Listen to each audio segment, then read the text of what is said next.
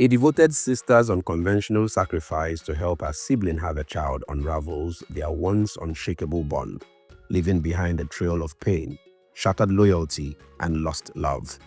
To understand how these sisters arrived at such a tragic end, we must journey back to their beginning. A tale of deep familial love, sacrifice, and betrayal are some of the things you will find at the other end of Biodun Stephen's Roses and Ivy. Hello film freaks, welcome back to the channel. Today we are discussing Biodun Stephen's latest drama, Roses and Ivy. This one is about family love. Yeah, it's not lovesick love, but if you know Biodun Stephen well enough, you know that she tackles different ranges of drama. And so this one, by the very fact that it is a Biodun Stephen production, shows promise. Let's get into the review.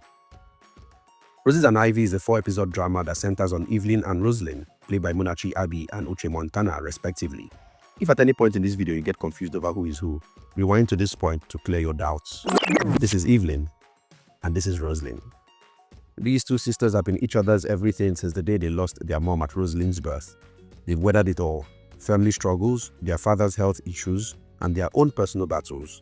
But when desperation leads to a shocking act of betrayal, their bond unravels in a way that will leave you questioning everything you thought you knew about their love and sacrifice.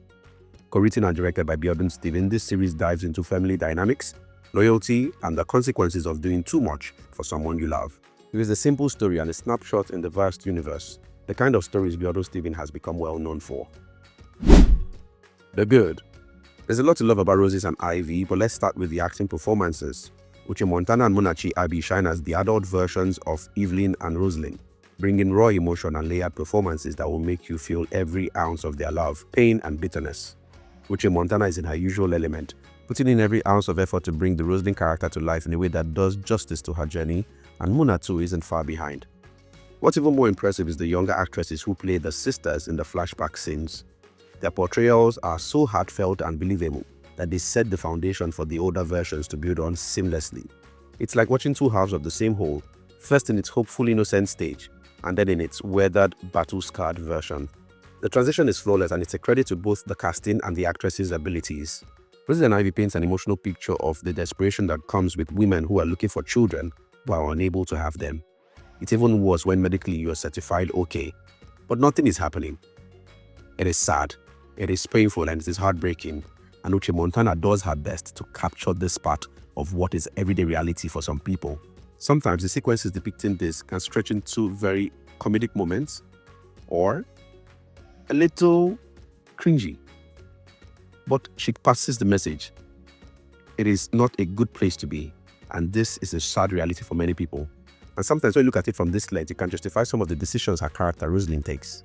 They're not the best, but they're the actions of a desperate woman, desperately seeking for answers.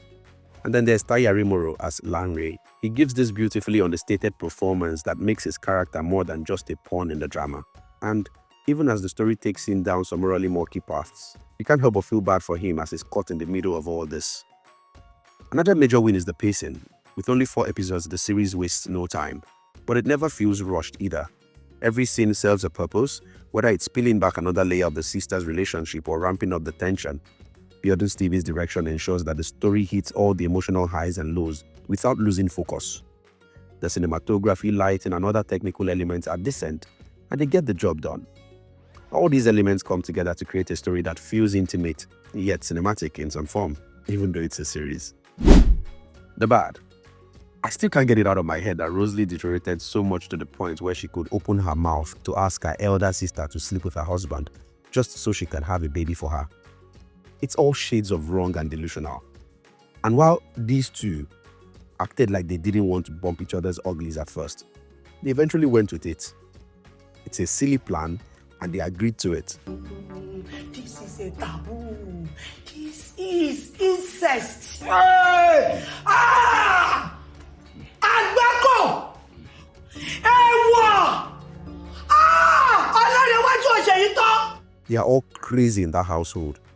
Roselyn for suggesting it, Evelyn for seeing it as a chance to get the bobo of her wildest dreams back, and Brother Larry for playing along to eat his cake and having it. There's no right-thinking person in that house. Everyone is mad in different colors. It seems no one told them that once you open Pandora's box, there is no dictating how the repercussions will come, because they will surely come. Chances are they will come in a way that is so ugly and the flood so mighty it will destroy everything in its path. Life cracks the funniest jokes, and those who take have no limits, so givers have to be wise.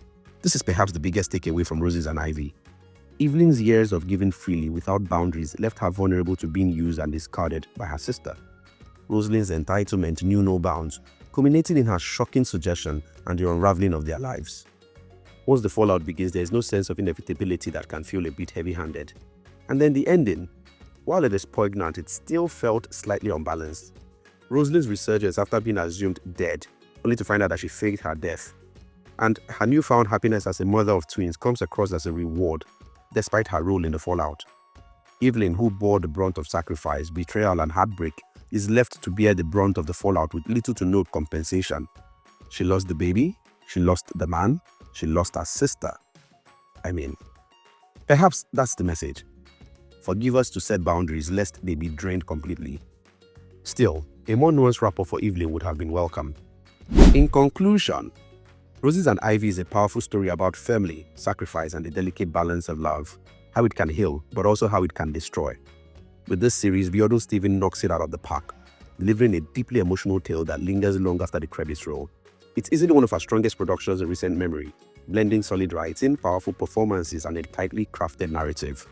Sure, the premise might stretch believability, but that's part of its charm. Stories like this, think Acrimony or The Other Woman, thrive on the ability to draw us into complex emotional territory where we can't help but pick sides and reflect on the characters' choices. Roses and Ivy invites its audience to do just that, and in the process, it offers moments of thoughtful introspection alongside all the delicious drama. So have you seen Roses and Ivy yet? What did you think of the messy drama and all those wild twists? Let me know in the comments below. And hey, don't forget to like, share, and leave a comment on this video. Subscribe for more. I'll see you in the next video.